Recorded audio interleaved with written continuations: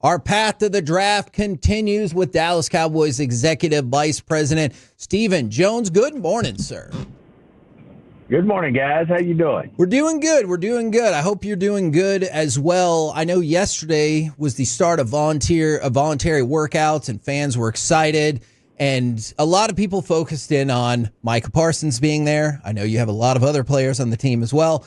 But how much, if at all, do you factor in leadership when you're negotiating a player's contract or something along those lines?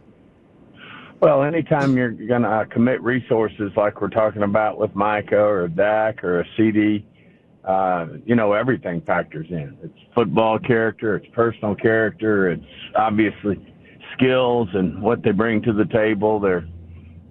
What position do they play on the field? Obviously, the three guys I just talked about are all really important positions in the NFL in terms of edge rusher, number one receiver, and quarterback.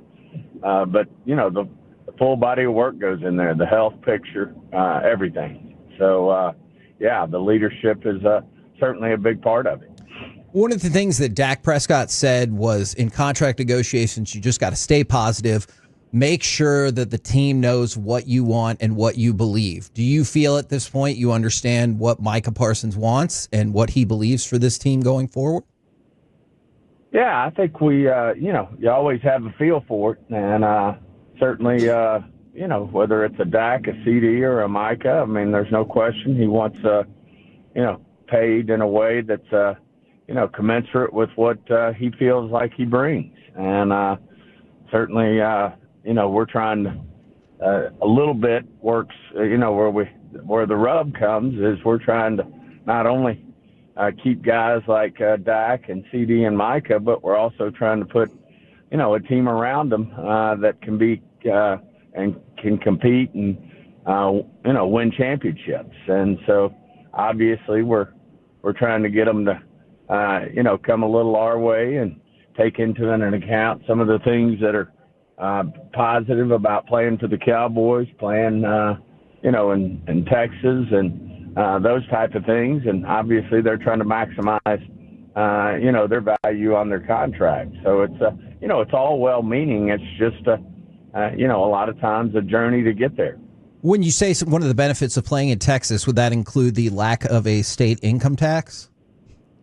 Sure. Everybody knows that's the case here. The cost of living compared to, some of these bigger cities in the NFL certainly comes into an account. And, at the end of the day, we're looking for some credit for that. And the main reason for it is we're gonna spend to the cap year in and year out. And, over the course of time, we're going to spend our money to try to get as many good players as we can. So, that's the art of the deal. Hey, Stephen, I know a lot of the conversation this offseason, and one of the pitches from your head coach, Brian Schottenheimer, was culture. And I've always been curious, who in his mind and who in your mind has the biggest impact on a culture in this locker room? Is it just the guys that are paid the most? Who has the big impact on the culture? Well, obviously, it's always going to, probably people are going to point to the quarterback position, the leader of the team. And, I think we got one of the best in the business, especially, when it comes to culture. I think Dak, certainly epitomizes, what it's like to be a leader and set great examples, set try to do everything he can to set the culture, but certainly it can't be done alone. You got to have leaders on both sides of the ball and on your special teams phase. And, ultimately you build it, through the type of players you bring into your organization. And so I think those, obviously that's important, certainly. And then the leadership within the organization, whether that's your head coach and your coaching staff, whether that's your ownership, all that goes into creating a culture. Now, the other part, too, though, is next week, big draft. I know there's a lot. We're getting really amped up about that right now. Have you ever in your history seen a rookie come in and completely change a locker room and completely change a culture? Yeah, you've it is done. Usually it takes time. But, as of late, I thought, Zeke was one of those guys who stepped right in and, created in the running game, a physicality, which, those teams that, win a lot of football games can run the football. And, he stepped right in from day one and, really brought a physical toughness to our team. But it certainly can be done. It can be done through the offensive line. It can be done, obviously, we haven't done it in a while because we've had Dak here for so long. But Dak was one of those guys that stepped right in and I think really set a tone when Tony got hurt and really filled in. And now, to do that, you've got to be a great football player and play right away. If you're going to be able to step up, it's always been said, really be a leader and, be somebody who people follow and you set a culture. You've got to be not only great off the field, but you got to be a great player on the field too. One of the things I really enjoy talking with you about is the mechanisms of the salary cap. I feel like you usually give us really great insight. Can you walk our fans through maybe the idea of flipping some of the switches on contracts like Dak and other players if the money is maybe not going to be immediately used in terms of free agency? Yeah, I mean, all of our big contracts, we have mechanisms within the contract, that it's not even negotiated. We just have the right to convert, salary to signing bonus, which in turn spreads out, that salary over the life of the contract. And certainly that creates room. To give you an example, if you've got a $10 million salary and the player's under contract for 5 years and you give him you give him that in a bonus, 10 of the 12, let's say, then, that 10 goes to counting 2, and the rest of the 8 is spread over the remaining 4 years. So all those mechanisms are especially in the big contracts. If you were to look at our salary cap today, there's, about 7 or 8 guys who have, salaries that, are big enough that you can do something with, not to that degree necessarily. Those are usually the bigger ones like Dak and, CD and a player like Diggs and guys like that. But, there's really only about normally, 7 or 8 of those guys that you can do that with. The rookies are usually, playing under their rookie deal and they have much smaller deals. And then you have a lot of players like we did this year in free agency where we signed 1-year deals with them that are, they're set. And, but, in general, those mechanisms are in place, so we can do those type of things. Obviously, we've done it with Dak on a regular basis, and, that's one of the things that, does create an unusual cap situation because we're still paying for part of his old contract because we spread it out over time, and we still have some of the remaining amortization left from his old contract in addition to what we're paying him currently. And I hope you think this is a fair question. I guess one of my questions specifically for Dak is, why would you continue to do that when you said the money was still kind of left over from the last deal and the quarterback is getting older and coming off of another injury? Like, is there any concern that that's a pretty delicate balancing act there? It's a fair question, but obviously we have a lot of confidence that, Dak's injury was, one of those that was just unfortunate. We feel like Dak's healthy. I think it's well documented. He's talked about it and what he's done with his body and, how he's getting his body ready to play for this year. But, we feel like Dak's going to be a healthy player for us for the life of his contract, which actually the actual contract, is starting this year. And we feel like it's he's going to be a healthy, productive quarterback in this league for us that will play, at the very top of his game and give us a chance to win championships.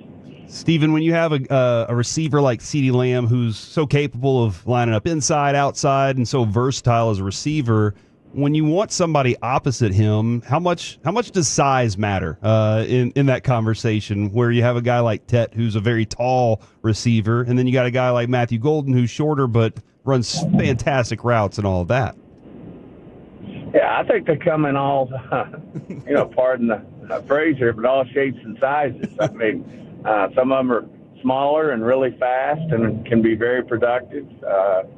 And then you got some that their productivity comes from their length and contested catches and great hands and, great ways to use their body. I mean, they do come in all forms in terms of, how they can be productive. And certainly there's guys in the draft that, fit both molds. And but if they do one of them, at an elite level, then certainly they have a chance to make a huge difference. Is this specific NFL draft looking different at all in terms of value? There seems to be some thought out there that like players 10 through 40 are kind of interchangeable, or players 40 through 80 might be kind of interchangeable. Have you found that to be the? I mean, I think there is some depth in this draft, and I think if you were going to say maybe it's not real top heavy in terms of the top of the draft being inordinately strong. I think there's some really good football players, don't get me wrong, but I do think this draft, you can get really good football players, through the first half or, even into the second half of the draft. So, we feel real good about where we're sitting and think we can get a really good football player or given the opportunity to, I don't see us moving up, but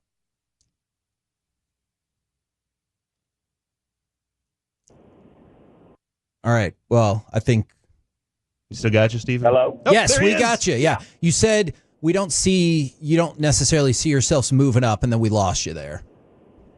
Yeah, I don't necessarily see us moving up based on the way the board's coming together, but, could see a situation where we'd move down, but we're also, you always look at that pick. We've had some, good things happen to us, just outside of the top 10 with guys like Andre Ware and Micah Parsons and Zach Martin, Hall of Fame type players that are, that fall to you and you just pick them. And that very well could be the case in this draft. I've always been kind of curious. We get to watch the War Room, Stephen, and we get to see you on the phones going back and forth and all those things. In the conversations of trading draft picks, is the value, especially right now, outlandish when it comes to these things? These draft picks are more valuable now than ever before. Yeah, I think it's consistently. I don't think it's necessarily, going through the roof in terms of the value of picks. I think, picks are valuable. I do think, if anything, I would say, you can get some value in veteran-type players if teams have decided they need to move on for cap reasons. There's some value out there. Of course, we've made, some trades here in the offseason that we felt really brought, some players to us that can really be of value to us next year. I feel like we've, done a really good job of really solidifying our team in terms of depth, in terms of being able to draft here in the draft. I think we got a lot done this offseason, and like I said, it's not over yet. We'll continue to look at opportunities to help this football team. I saw Ashton Genty was on with my friend Kay Adams, and he said Jerry was holding up a championship belt and admiring it when he walked in. Is that an inspirational move on Jerry's part, like larger than life at all times? Is that on him? Oh, he likes to have fun with these young men, and I know he does that. He's got that trophy that's in there that was a gift to him from one of the events we had out at the stadium.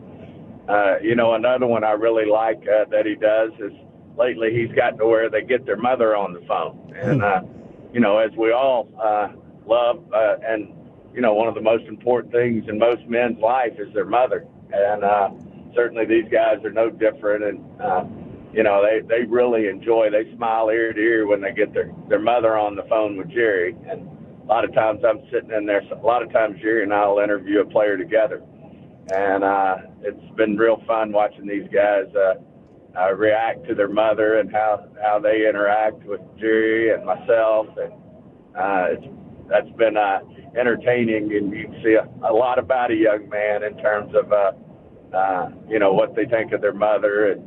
And you can tell these guys are certainly defer to their mother. Do you think maybe there should be consideration, not for Hard Knocks, but for Jerry interviews players' moms as the next NFL show? Because I would watch that.